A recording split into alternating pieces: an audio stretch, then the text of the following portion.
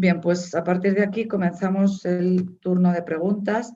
Tenemos una primera pregunta para Luis Vega. ¿Por qué se permite, Luis, un cálculo teórico de la estanquidad en vez de exigir el ensayo blower door siempre? Hola, buenas. Bueno, en principio, digamos, sí efectivamente se permite ese cálculo, pero no se impide, evidentemente, el ensayo del blowing door, que será un tema que se irá implantando de forma progresiva y entendemos que en un momento determinado, digamos, será con carácter generalizado. Insisto que no es uno u otro, es decir, la reglamentación lo que establece es la posibilidad de que se hagan ambas dos opciones por un tema de ir implantándose de forma progresiva, pero no invalida la posibilidad de ensayo del blowing door que irá implantándose, insisto. Yo, por cierto, quería decir en su momento, cuando corresponda, matizar alguna de las cuestiones o, digamos, o alguna cuestión de las que se han planteado. Si quieres, puedes ahora mismo, no hay ningún problema. Oye, vamos a ver, yo sí que me parece que es importante porque me quedan dudas de si se interpretan bien algunos de los indicadores que están en el código técnico, algunas de las exigencias en lo relativo a aspectos de eficiencia energética y sobre todo del objetivo de algunos de los elementos. En primer lugar, en cuanto al tema del anejo E, el anejo informativo, yo no sé si tiene la letra E o no, me acuerdo del anterior, pero bueno, anejo informativo, recordar eso, que es un anejo informativo. Entonces, claro, no es de carácter reglamentario, es decir, que cualquier cuestión que ahí pueda producirse es simplemente, pues eso, un elemento para orientar.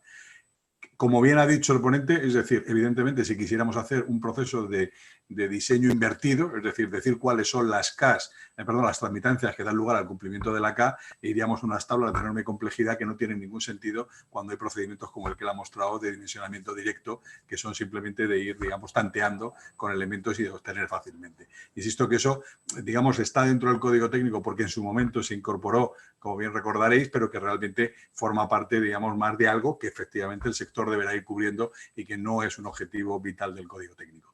Y luego, con respecto al tema de la K-límite, la K-límite me ha parecido entender que se comparan los valores de K global del edificio con los valores que se podrían obtener con las configuraciones constructivas con los valores de K-límite que viene en la tabla, ¿no? Si es así, recordar que esa K-límite, su objetivo es evitar excesivas descompensaciones en los elementos de fachada, evitar una excesiva mala calidad constructiva con independencia de que se pudiera dar el cumplimiento de lo mismo. Y otro elemento que es ahora mismo fundamental, que es el que rige para todas las intervenciones de carácter, digamos, puntual que se produzcan en rehabilitación, las que no superen el 25%. Con respecto entonces a esa situación, realmente, salvo el caso de rehabilitación que ahora comentaré, en los otros no tiene por qué haber ninguna correlación. Es decir, es como un valor de mínimo minimorum. Es decir, el cumplimiento del mismo no implicaba tampoco anteriormente en las anteriores reglamentaciones ninguna, digamos, cumplimiento. Es decir, que lo que sale es absolutamente lógico y así debiera ser, ¿no? Y evidentemente las disfunciones se producen más en las zonas alfa A y B, donde seguramente las exigencias térmicas no sean tan altas, pero hemos querido mantener valores relativamente altos, digamos, con respecto a lo que vendría. Y ya con respecto al tema de rehabilitación, sí es donde se podría hacer esa comparativa, entre comillas. Es decir, no busca ese objetivo, pero el comprobar que, digamos, el cumplimiento del código técnico parte a parte puede dar lugar a algo que sea parecido al cumplimiento total, ¿no? Eso sí que podría tener lógica y ahí, por lo que he visto del estudio, sale lo mismo que nosotros entendíamos, es que sí que hay esa especie de correlación que íbamos buscando. Es decir, que no redunda en que el trabajo me parece bien, pero quiero decir que no, las comparativas con anexo E o con lo otro, cuando quedan puntos fuera, es racional, vamos, es decir, no se ha buscado que todos los puntos estén dentro, no hemos metido la compacidad, no hemos metido el índice de huecos, es decir, es una tablita, por decirlo de alguna forma, porque no pretende más, ¿no? Gracias. Gracias, Luis.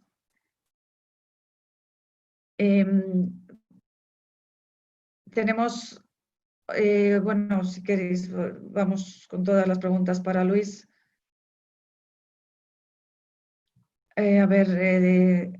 Preguntan, ¿cuándo se podrá evaluar los proyectos con documentos reconocidos según el Código Técnico 2019?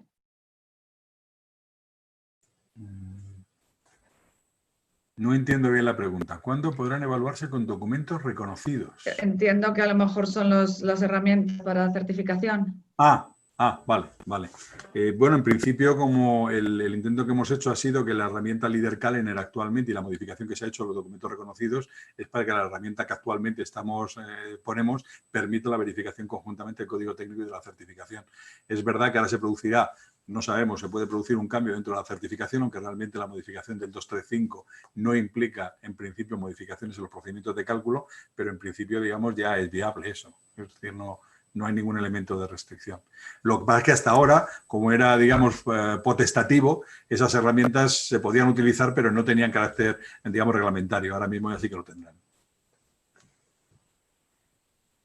Gracias. Bueno, hay una pregunta para Fran, que podríais contestar cualquiera de los dos. Para rehabilitaciones de menos del 25% de la envolvente, ¿qué transmitancia se aplica? ¿Qué transmitancia límite se aplica según el código técnico? Yo creo que Luis puede responder mucho mejor a eso que yo, pero vamos. Básicamente es lo que comentábamos antes, no, tú, Fran, también lo podrías decir perfectamente, sé que eres buen conocedor de la reglamentación. No, básicamente es la tabla de transmitancias límites. Efectivamente, esa es la que rige elemento a elemento y cuando se supera el límite del 25% es cuando ya entra en la valoración global a través del K global. ¿Vale? Que sí, vamos, lo ha comentado también Fran anteriormente, yo creo, claramente. Bueno, una pregunta para Rafa. Con el cambio de técnicas constructivas para cumplir con los requisitos de eficiencia energética, ¿cuáles son las barreras para que la legislación no se adecue para la utilización de soluciones robustas? ¿Cuál es el futuro de este aspecto según Tecnifuego? Yo creo que, que las soluciones sean robustas, o supongo que se refiere si si aguantan al fuego o son resistentes al fuego. Yo creo que no tiene nada que ver. La eficiencia energética y el fuego pues se puede combinar perfectamente y de hecho hay muchos productos que son muy buenos térmicamente y además son muy buenos respecto al fuego. El tema térmico del fuego suele ir de la mano, por eso he comentado antes que ahora tenemos la oportunidad histórica. O sea que no necesariamente el mejorar la eficiencia energética empeore el tema del fuego, sino yo creo que en general, bueno, a lo mejor Luis Vega también puede decir algo al respecto, y tiene más experiencia que yo en eso, pero yo creo que no tiene por qué empeorar el fuego y puede ir en la línea siempre y cuando utilicemos materiales que cumplan el tema de la reacción al fuego, ¿no? Yo, si me permites también, digamos, redundando un poco en lo que dice Rafa, pero creyendo que la pregunta más bien en el sentido de que de la ponencia de Rafa puede interpretarse que, digamos, que el código técnico debía haber sido más ambicioso, etcétera. Me gustaría recalcar que, bueno, que el código técnico sí que conocía o se ha estudiado, digamos, tanto por parte de los equipos técnicos internos como por los equipos técnicos de apoyo, un poco las diferentes situaciones de incendio que se han venido produciendo. Hemos intentado buscar una posición lógica que, al margen de que hay países, evidentemente, que tienen valores superiores, también hay otros países que lo tienen inferiores, es decir, que en un estudio comparativo, digamos, de background, de benchmarking a nivel de todos los países, no nos encontramos en una situación mala. Yo creo que, como todo es, no digo mejorable, todo es opinable, ¿no? Es decir, y evidentemente puede haber situaciones mayores o menores. A mí me parece que tal vez lo que me parece más relevante, y lo ha dicho muy bien Rafael antes, es el tema de que hay que hacer una clarificación de cuáles son los escenarios de riesgo, analizarlos bien y ver dónde queremos actuar. El abordar cada elemento de forma individualizada, es decir, la fachada o la propagación por fachada como un elemento ajeno a lo que es la ingeniería de incendio o lo que es digamos, la protección contra incendio de forma global, yo creo que es un error. Eso es un planteamiento que hacemos cuando hacemos un dimensionado, es decir, si cubres o das soluciones robustas para todas las situaciones, evidentemente el conjunto cumple, pero muchas veces en los edificios, y lo que nos preocupa básicamente, como él también me decía, es la evacuación de los ocupantes en condiciones de no riesgo. Eso es lo que busca el código técnico. Entonces, desde ese punto de vista, cuando inclusive tenemos soluciones donde en fachada puede haber un mayor nivel derivado de los materiales que se está utilizando, que pueda empeorar, entre comillas, o digamos, incrementar los niveles de riesgo, a veces la solución no es mejorar la fachada, sino mejorar los niveles de evacuación en el interior de los edificios. Es decir, que hay que verlo todo en su globalidad y yo creo que, en principio, no hay ningún elemento que impida resolver las cuestiones, digamos, de tipo energético y las cuestiones de protección contra incendio. Es decir, como decía, es verdad que se puede hacer.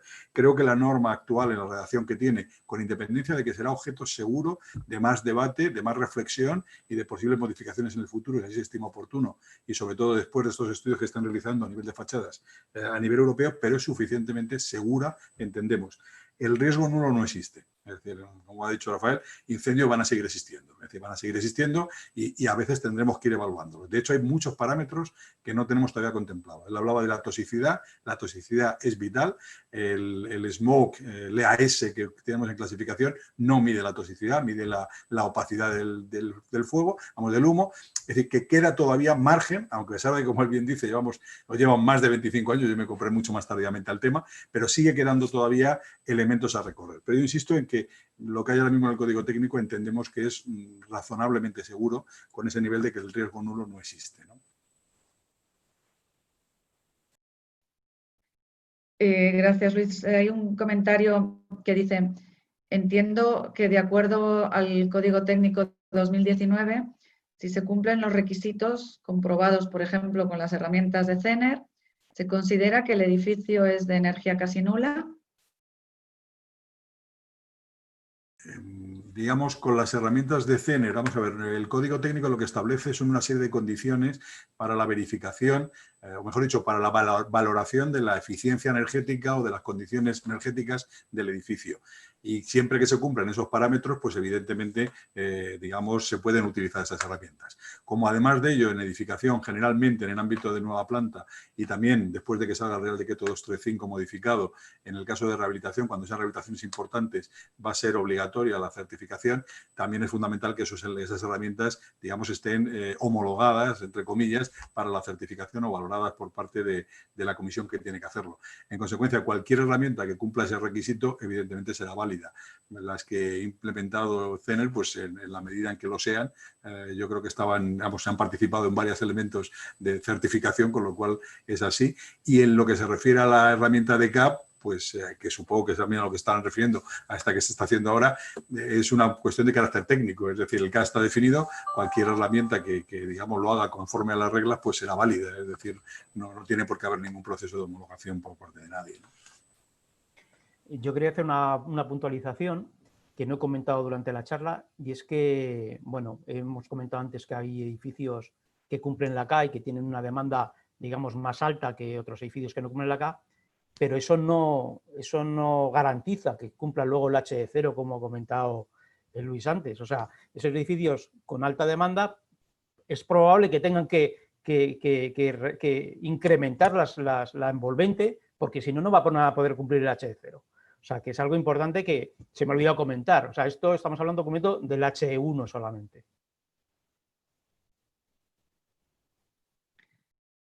Vale, gracias a los dos. Bueno, hay otra pregunta que yo creo que la habéis respondido, porque dice, ¿se pueden emplear actualmente otras herramientas informáticas para justificar el cumplimiento del nuevo código técnico? ¿Cómo se obtendría la certificación con estos programas?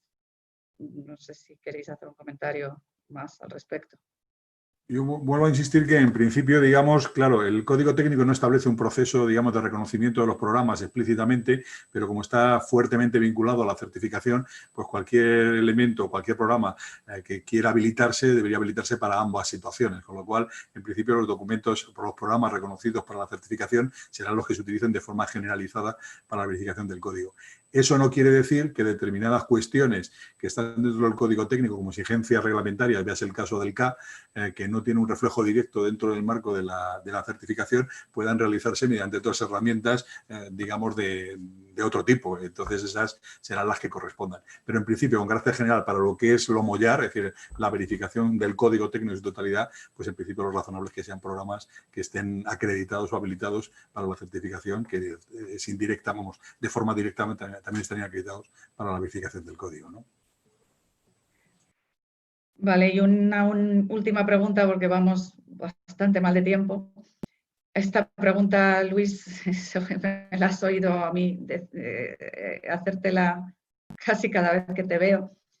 Pero bueno, la repite alguien aquí, dice, aunque no es objeto de esta jornada, ¿tiene el Ministerio pensado revisar el DBHR? ¿Cuándo se van a publicar las exigencias de aislamiento acústico para la rehabilitación?